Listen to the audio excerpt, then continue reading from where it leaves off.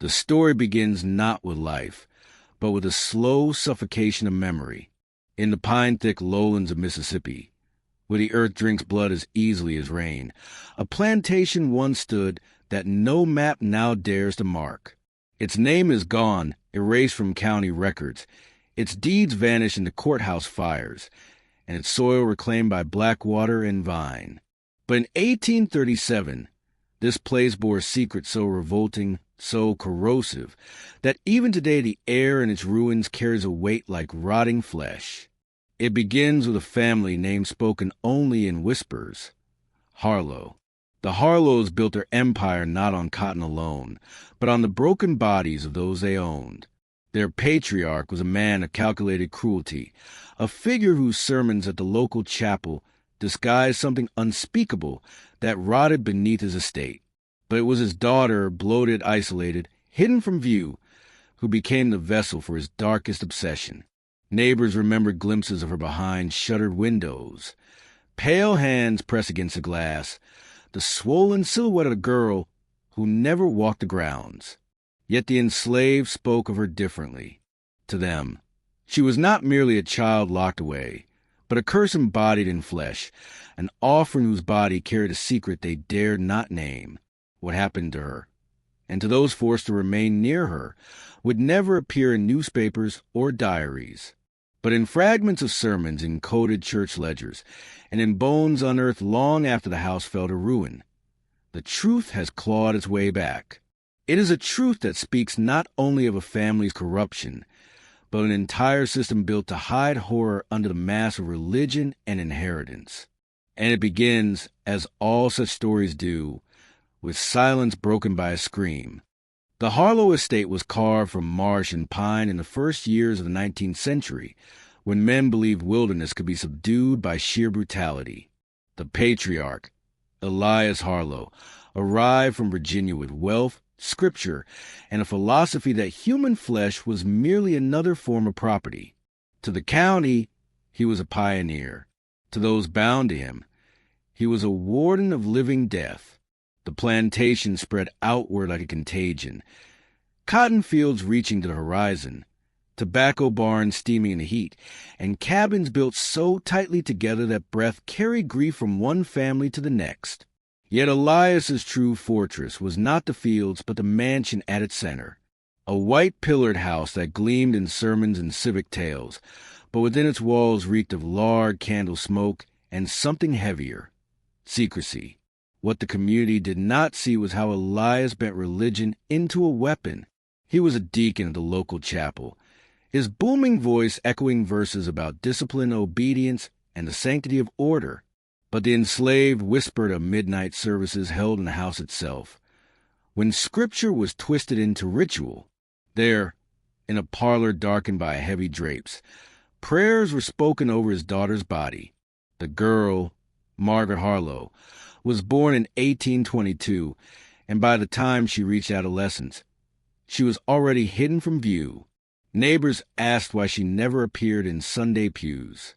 Elias explained she was frail, struck by ailments of the blood, and too fragile for the world's eyes. Yet her absence fed rumor, and rumor fed terror. For those who labored under his whip, Margaret was more than hidden. She was being transformed into something the world should never see.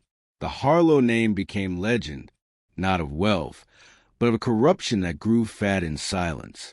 Margaret Harlowe's existence was known, but barely. Her name seldom left the lips of the county's families, and when it did, it was carried in hushed tones, softened by pity or sharpened by fear. Few ever saw her in daylight. At most, there were fleeting glimpses, her shadow against the draped windows of the great house, or a pale hand, swollen at the joints, pressed against the glass as if reaching for a world denied to her.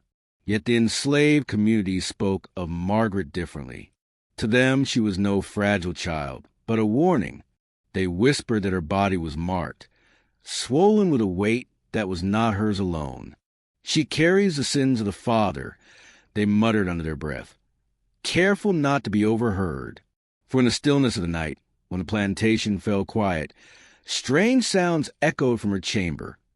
groans that were not quite human, the dragging of feet across floorboards, the rhythmic thud of fists against walls. Servants forced to tend to her quarters returned shaken. They described a stench that clung to the air, thick as spoiled meat. They claimed the girl's skin had taken on a gray pallor, mottled with lesions that no physician could name. But Elias Harlowe insisted she was blessed, touched by affliction that tethered her closer to God. He declared her body a vessel, a host for burdens that others could not bear. In town, people comforted themselves with easier explanations. The girl was ill, malformed, or perhaps touched by madness. But among the enslaved, a darker certainty took root. Margaret Harlowe was not merely hidden. She was being remade, flesh stretched into symbol, body carved into warning. And in her silence, the plantation's deepest secret was beginning to take shape. In the slave quarters, where voices were low and firelight flickered against mud-packed walls, Margaret Harlowe's name became a ghost story. No one dared speak it loudly, for fear the wind might carry it back to the master's house. Yet as night pressed down, the whispers came. They spoke of the girl as one would have a curse, a body swollen not by nature, but by design. Some claimed she was being fed things not meant for any human mouth. Strange broths mixed with blood, oils boiled in iron kettles, and flesh that had not been taken from animals. Others swore that Elias Harlowe forced prayers upon her, rituals muttered at midnight, where scripture bled into something older, darker. Each whispered tale had a common thread. Margaret was no longer simply his daughter. She was becoming a vessel, reshaped for a purpose no one dared name. Children of the quarters trembled at the sound of her cries drifting through the fields. They said her moans carried through the cypress trees, twisting into words that were not words at all. Adults, worn from labor, only lowered their eyes when the subject arose.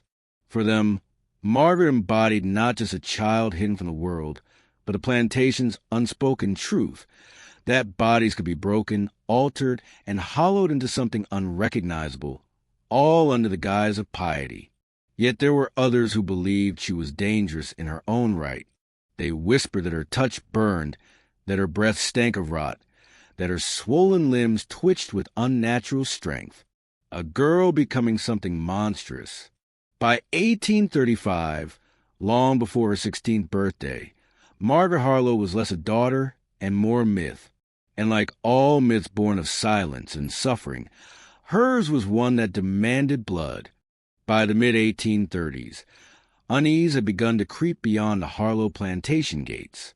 At first, it was small things, an unfamiliar odor drifting into town on humid nights, like rancid tallow mixed with iron. Farmers spoke of animals going missing from their pens, their carcasses later found bloated and stiff by the riverbanks.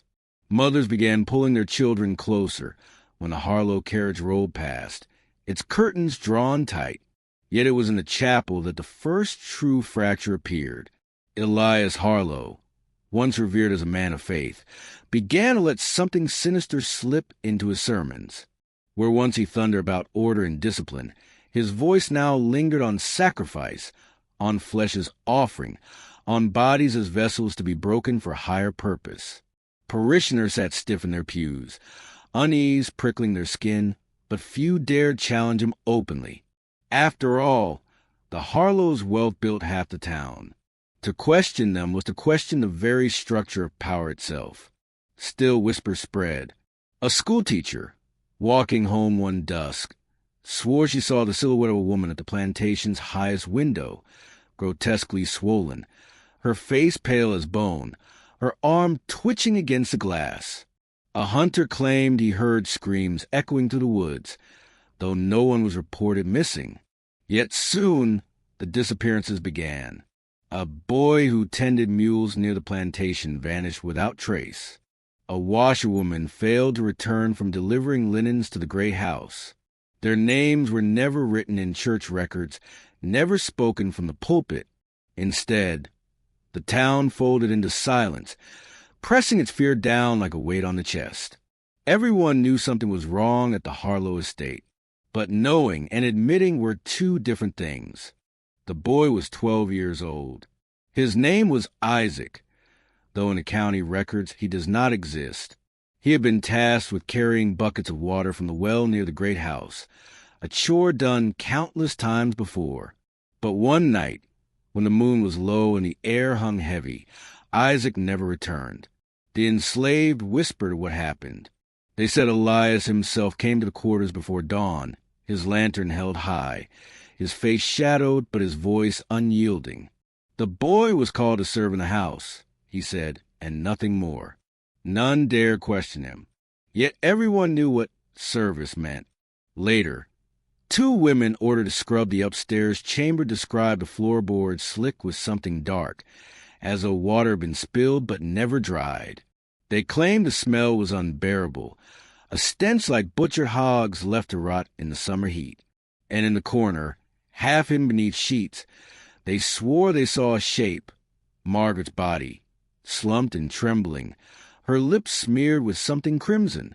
From that night on, the enslaved community whispered of offerings. They said Margaret's hunger was no longer for bread or broth, but for something deeper, something Elias demanded be given to her in secret. Isaac was the first, but he would not be the last. The plantation shifted in tone. Nights grew longer, the silence more suffocating. Children were kept close, never straying near the mansion's shadow. For every missing face, Elias's sermons grew more fevered, more unhinged, as though sacrifice itself had become his gospel. And always, behind the shuttered windows, Margaret remained, swollen, trembling, watching, a child becoming the embodiment of her father's darkest covenant. By 1836, the vanishings could no longer be contained within the boundaries of the Harlowe plantation. First it was Isaac, then the washerwoman, then a stable hand whose name was spoken only in whispers. Each absence was explained away with hollow words, runaways, accidents, sudden illness. But those who lived close to the Harlowes knew the truth. Something was taking them. In the town, the fear began to take root. Families noticed how their children grew restless at night, waking from dreams of pale hands reaching through windows. Farmers found their livestock drained and bloated, their hides marked by deep indentations, as if pressed upon by something massive, something human yet not. The sheriff, himself a deacon, dismissed every report. God tests us with trials, he said. And still he dined at Elias Harlowe's table every Sunday evening. The enslaved, however, spoke with certainty. Margaret was changing. No longer a child hidden in shadows, she becomes something more grotesque. Her body swelling, her skin splitting at the seams, her appetite monstrous. They whispered that Elias called it a blessing. They called it a curse. One story passed like wildfire. A field hand swore he saw Margaret through a cracked shutter. She was seated at the edge of her bed, her gown straining against her swollen frame, her jaw working as if chewing long after the act was done. Her eyes, he said, were not her own, rolling white, unblinking, a vessel empty to the girl she once had been. The town knew something was wrong, but the church kept the silence sealed. And silence, in places like this, is not absence. It is complicity. If the plantation was the body of Elias Harlowe's empire, the church was its beating heart. Every Sunday the pews filled with townsfolk, weary from work yet bound by ritual. And every Sunday Elias mounted the pulpit with a voice that shook the rafters. At first, he preached discipline and order, the obedience of servant to master. But as Margaret's transformation deepened, his sermons began to shift. He spoke of sacrifice, not the metaphorical kind, but the flesh and blood offering that bound covenant to salvation. He described vessels chosen by God to bear the sins of others, vessels swollen with pain until they burst. Parishioners sat frozen, staring at the floorboards, unwilling to look one another in the eye. Yet no one walked out. No one challenged him. For to defy Elias was to defy the very fabric of power in the county. Some began to suspect that the church itself was no longer holy ground. Women swore they heard chanting long after midnight, drifting from behind the chapel doors. Men returning from the tavern described candlelight flickering against stained glass at hours no service was scheduled. And there were rumors, never confirmed, never written down, that Elias had invited certain deacons to his home, where prayers over his daughter blurred into rituals no scripture contained. The enslaved were certain of it. The church was not merely complicit, it was bound. Elias's sermon, his rituals, his daughter's grotesque transformation. These were not acts of madness, but of covenant, a pact forged between man, faith, and something older than either. In the silence of the chapel, under the weight of bowed heads, the town learned the cost of complicity. What had begun as worship had curdled into ceremony, and Margaret was its altar. In the quarters, fear was constant, but silence could not be absolute. Mothers whispered charms over their children before nightfall, pressing tokens of bone or braided hair into their hands as protection. Fathers marked doorframes with ash, hoping to ward off the gaze of the great house. Songs sung low while picking in the fields carried warnings disguised as hymns, verses that spoke of shadows, of swollen bodies, of hunger that could never be filled. Some took to carving symbols into the wood of their cabins. Crooked crosses, circles pierced with lines, half-moons drawn with trembling hands. These marks were not decoration. They were warnings, a hidden language that said, "Beware the house, beware the girl, beware the silence." At night, elders told children not to wander near the mansion, even when summoned. They spoke of Isaac, the boy who vanished, and others since. "Keep your eyes down," they said. "Keep your steps light. Do not look into the windows." For it was believed that if Margaret saw you, truly saw you, you were already claimed. But resistance had limits. To defy Elias outright was to court death, and so the enslaved fought back in the only ways they could, through memory, through whispered testimony, to the passing of knowledge that something unnatural had taken root in the soil. They could not stop it, but they could name it. The Harlowe Plantation was no longer simply a place of labor. It had become cursed land, heavy with rituals and offerings, its air thick with the stench of corruption. And as Margaret grew, grotesque and silent in her chamber, the community felt the truth pressing in like humidity before a storm. Something was coming, something they would not survive. By the summer of 1837, Margaret Harlowe was no longer spoken of as a girl. She had become something else, something Elias himself began to parade, not with pride, but with fevered sense of destiny. Witnesses described her silhouette against the high windows of the mansion. Her frame, once hidden, had swollen to grotesque proportions, arms thick as fence posts, skin marbled with veins that glowed blue in the lantern light, a face stretched and pale, her lips moving though no sound emerged. Servants said her body wept constantly, not tears, but fluids that stained her sheets with a stench like spoiled meat. Yet Elias declared this affliction holy. On one sweltering Sunday, he broke with tradition. Instead of preaching from the pulpit, he summoned the deacons and townsfolk to the mansion itself. There, in the great parlor, Margaret was revealed. She was seated upright, her body trembling, her head lolling against her shoulder. Her eyes were wide, bloodshot, unfocused, yet the room fell silent, as though confronted with something divine. Elias lifted his hands and proclaimed her chosen. "She bears the weight of sin," he cried. "She carries what we cannot. She will cleanse this land." His voice cracked into mania, his words rising to a pitch that silenced even the bravest whispers. Those present felt both horror and compulsion. To look at Margaret was to feel revulsion, but also to feel bound, as though witnessing an unbreakable covenant. That night, the chapel bells rang at midnight. No service was announced, no doors unlocked. But from within, faint chanting could be heard, low and rhythmic, building like a tide. Margaret had ceased to be a daughter. She was now the altar itself, and every offering from then on would be made in her name.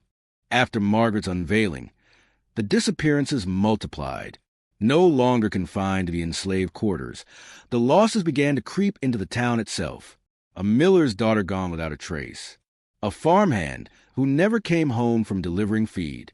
A widow's infant missing from its cradle. The window left open though no prints marked the sill. Each case was smothered before it could take root. At the courthouse, petitions vanished. At the chapel, names were never spoken. It was as though these lives had been preemptively struck from memory, erased before grief could gather into outrage. The sheriff, hand steady on his Bible, insisted the children had wandered. The workers had fled. The infants had been taken back to God. His voice never trembled. It didn't have to. The church stood behind him, and the church was the law. Yet whispers gnawed at the silence. Some swore they had seen Elias leading midnight processions across the fields. Lines of men carrying lanterns, their faces pale in the moonlight, their mouths moving in unison. Others spoke of hearing the chapel organ in the dead of night, its notes trembling with a discord not found in hymns. Those who labored closest to Margaret carried the heaviest burden. They returned pale, trembling, whispering that her body had begun to consume not only flesh, but voices, that the cries of missing could be heard within her chamber, echoing from her throat in tones that were not her own. But no one recorded this. No town ledger, no parish registry. The paper trail was scrubbed clean, as though the losses themselves were never real. And in that erasure lay the deepest horror. Not only the theft of bodies, but the theft of memory itself. The mansion was never meant to endure what it contained. Built in the symmetry of Southern pride, white pillars, polished wood, chandeliers gleaming with imported glass. It stood as Elias Harlowe's monument to power. But by the late 1830s, the house itself began to betray the secret it carried. Servants whispered that the walls had begun to sweat. Drops of moisture, thick and yellowed, leaked from the seams of the plaster, carrying with them the smell of rancid grease. The floorboards warped and groaned beneath invisible weight, bending as though something larger than human moved across them at night. Rats fled the attic in droves, their carcasses later found in the yard, bloated and stinking, their bellies split open. Visitors noticed, too. Parishioners, summoned for late-night gatherings, remarked on a dampness in the air, a heaviness that clung to their clothes even after they returned home. They spoke of chandeliers swaying though no wind stirred, of mirrors clouding as though exhaling breath. Yet when confronted, Elias smiled and called it the burden of blessing. To him, the decay was not ruin, but proof that Margaret's transformation was divine. But those who worked closest to her chambers knew the truth. The rot radiated outward from her room. Door frames warped, locks rusted, paint blistered as if burned from within. At times, the house seemed to pulse, the timbers trembling in rhythm with Margaret's wheezing breaths. She was no longer confined by her body alone. The mansion itself had become an extension of her corruption. The Harlowe estate was no longer merely a home. It had become a husk, diseased and hollowed out, its very bones bending to contain the weight of what grew inside. And still, Elias called it holy. By 1839, the secret could no longer remain sealed in the mansion. Elias Harlowe, swollen with the conviction that his daughter was not a burden but a vessel, began inviting select townsfolk and church leaders into his estate. He presented the gatherings as prayer meetings, vigils meant to honor the suffering of flesh and the sanctity of burden. But they were nothing of the sort. In the center of the parlor, Margaret was unveiled. Her body, now grotesque and swollen beyond human proportion, was displayed upon a specially built chair reinforced with chains and iron braces. She did not speak. Her eyes, once dull with resignation, now seemed fixed on something far beyond the living, an unblinking stare that chilled even the most devout. The odor of her flesh, damp and sour, filled the room like incense. Elias read aloud from his worn Bible, his voice rising and breaking into strange cadences, inserting words that were not scripture, phrases that bent familiar psalms into something obscene. The assembled men and women did not protest. Their eyes watered from the stench, their hands shook, but they stayed, drawn by a mixture of fear, loyalty, and the secret thrill of beholding what should not be seen. Candles guttered in the corners. Shadows bent strangely, curling toward Margaret as though the flame's light obeyed her presence. And then it began, the sound, a low, guttural wheeze, drawn from her chest, rising and falling until it resembled a chant. Not words, not music, but rhythm. The room pulsed with it. People clutched their ears, some knelt, others wept. Elias proclaimed it as proof of God's indwelling. That night, none of them spoke of what they had witnessed. Yet all returned when Elias summoned them again, for they had felt something more than horror. They had felt belonging. By the spring of 1840, the gatherings were no longer confined to the mansion. What began as hushed vigils had become a new rhythm of life in Ashford Parish. The church pews filled with farmers, widows, and even children, all humming the guttural sounds they had first heard in Margaret's parlor. The words of Scripture were still read aloud, but twisted, phrases inverted, meanings hollowed out, replaced by a cadence that belonged not to God, but as something older, hungrier. The children were the first to mimic it. In the schoolhouse, teachers reported their pupils swaying in unison, murmuring in low tones that rattled the windows. Some scratched patterns into their desks, loops and spirals that seemed meaningless at first glance, but reappeared across barns, fences, and even church hymnals. Elias claimed it was the language of the chosen.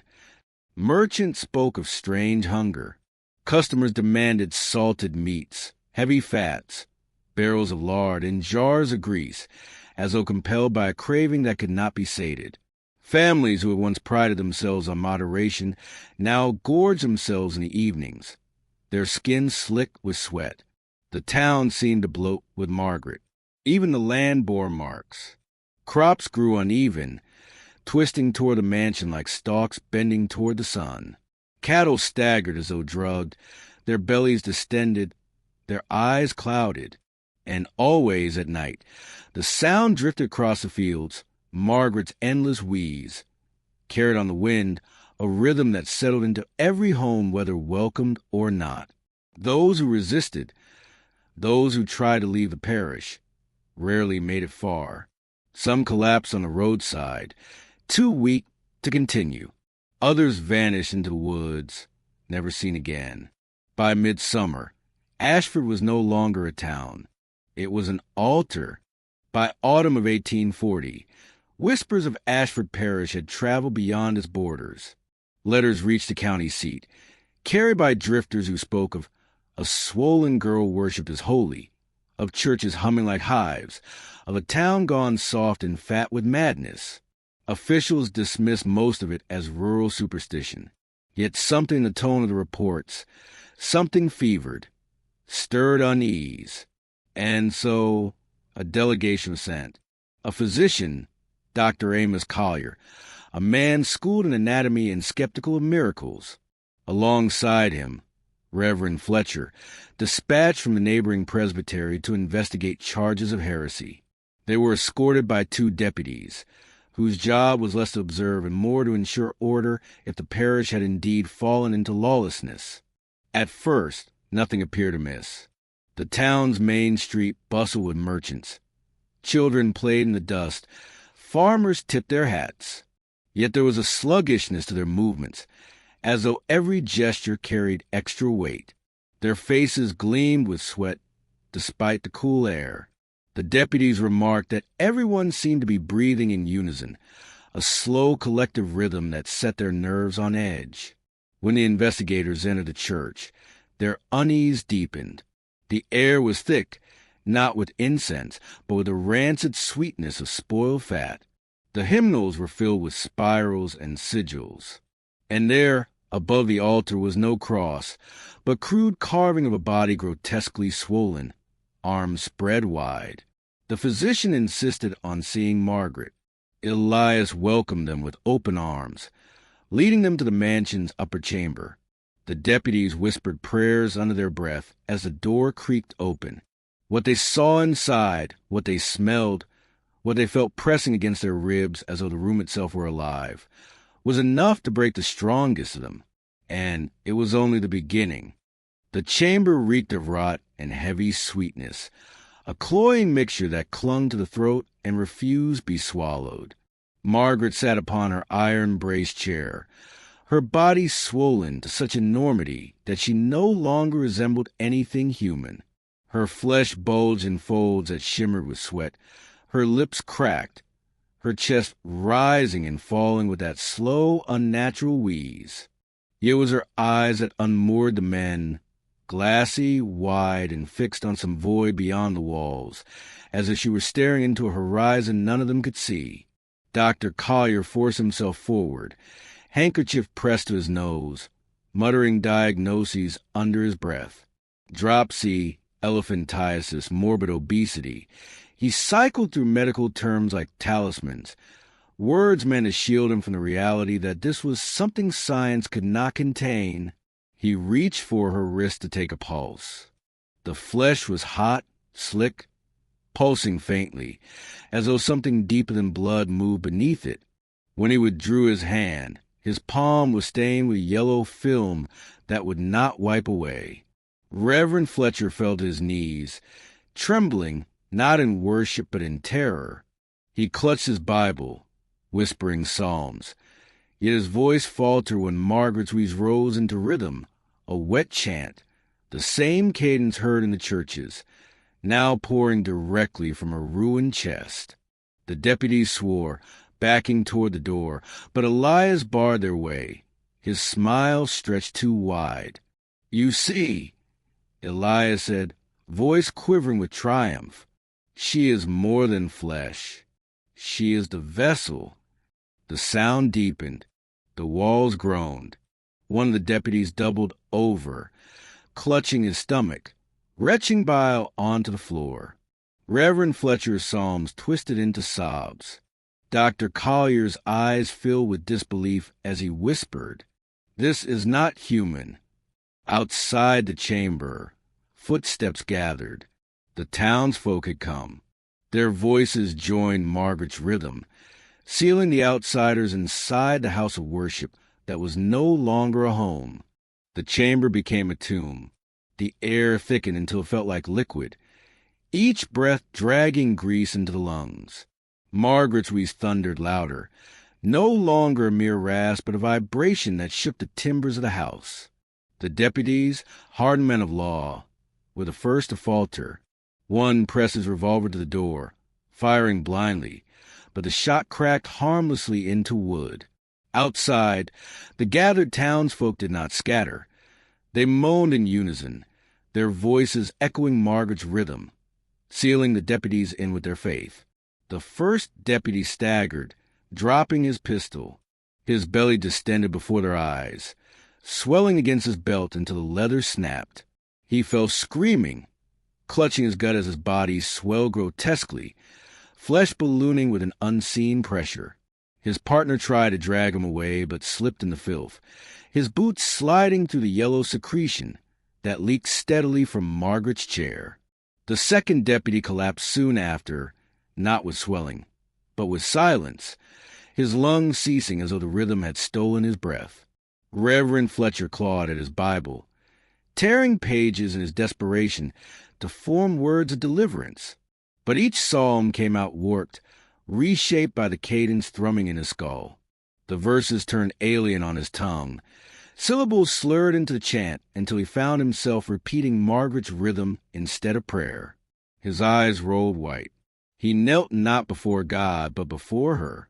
Dr. Collier alone tried to resist, clutching his medical bag as though it were armor.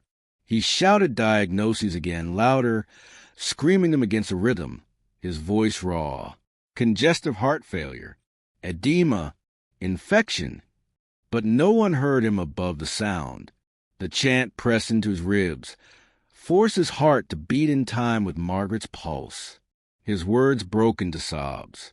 He sank to the floor, muttering, "This is disease, this is disease, this is disease," until the chant claimed him too. Above them all, Elias Harlowe wept in ecstasy. His daughter was no longer his daughter.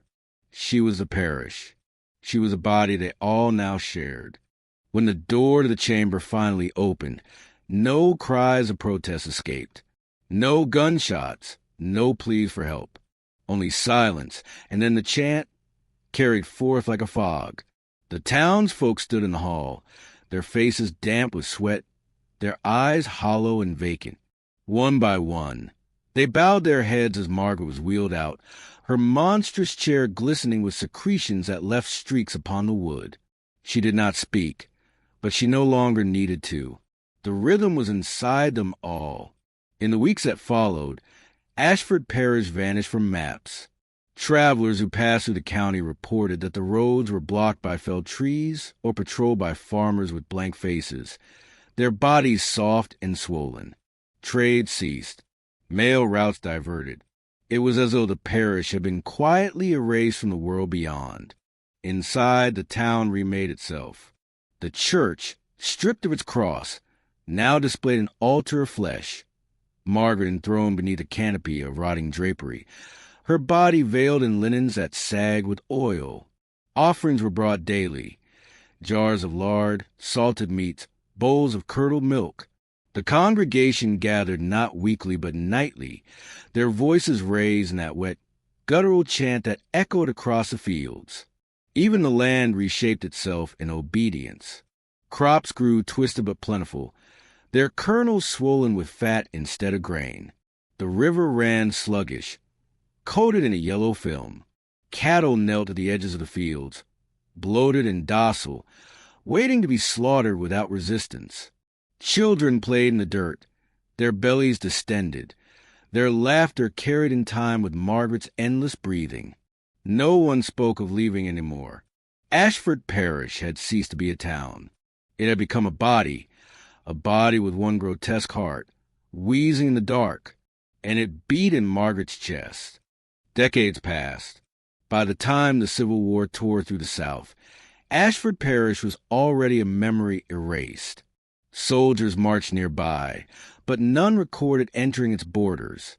Surveyors' maps left a blank patch where the town had once been, a gap no cartographer cared to correct. It wasn't until 1871 that anyone spoke the parish's name again. A team of state officials, sent to document abandoned lands for taxation, followed a forgotten road into the forest. At first they thought a mistake. The road was swallowed by trees, roots spling through old cobblestones. But then they saw the remains, collapsed roofs, rotted beams, and fields where corn once grew now slick with weeds the color of bile. The church was still standing. Its steeple leaned at an unnatural angle, its bells corroded. Inside, the air was sour with a smell that had not faded in 30 years. Rancid grease and rot. The pews were overturned, hymnals swollen with mildew. At the altar they found not a cross, but a massive iron chair, rusted through and fused to the floorboards by some hardened, yellow secretion. The wood around it had warped, as if scorched. Beneath the chair, bones. Human, animal, hundreds of them, brittle and blackened. Some bore marks of cutting. Others were swollen and misshapen, as though twisted by disease. The officials fled, refusing to finish their survey. But one returned days later, compelled by something he could not name. He claimed the church was not empty at all. He claimed he heard breathing, slow, rhythmic, wet. When he came back to the county seat, his belly was already swelling. Within a month, he was dead. Ashford Parish was quietly struck from the records once again. But the story did not die. By the turn of the 20th century, Ashford Parish was gone. The forest reclaimed the fields, the river shifted course, and only the church's jagged stones jutted above the undergrowth like teeth in the soil. Yet stories persisted, passed from drifters, whispered by hunters who strayed too deep into the woods, murmured in taverns when the night grew long. They spoke of sound, a wheeze, wet and steady, rising from nowhere and everywhere at once, of campsites where provisions spoiled overnight, turning slick with grease, of travelers found in the morning with their bellies distended, their throats raw from chanting words they did not understand. Local children dared each other to carve spirals into trees, claiming it summoned the fat lady of Ashford. Few returned from those games unchanged. In 1924, an academic from New Orleans, Professor Julian Carr, tried to document the legend. He wrote of Margaret Harlowe, the planter's daughter, swollen and enthroned, worshipped as a vessel. He pieced together fragments from abandoned hymnals, folk songs, and half-burned diaries. But before his book could be published, Carr disappeared. His boarding room was found abandoned, the walls smeared with yellow film. On his desk lay only one page, stained and curling at the edges. In his own hand he had scrawled, "Asterisk, the body is the church. The church is the body, and she still breathes. Asterisk, even now, the woods remain avoided. Farmers swear that at dusk, when the air is heavy and damp, you can hear it, the rhythm, faint but unmistakable, threading through the trees like a heartbeat. Some say it is the wind, others say it is memory. But those who know the story whisper a darker truth. Margaret Harlowe never died. She waits,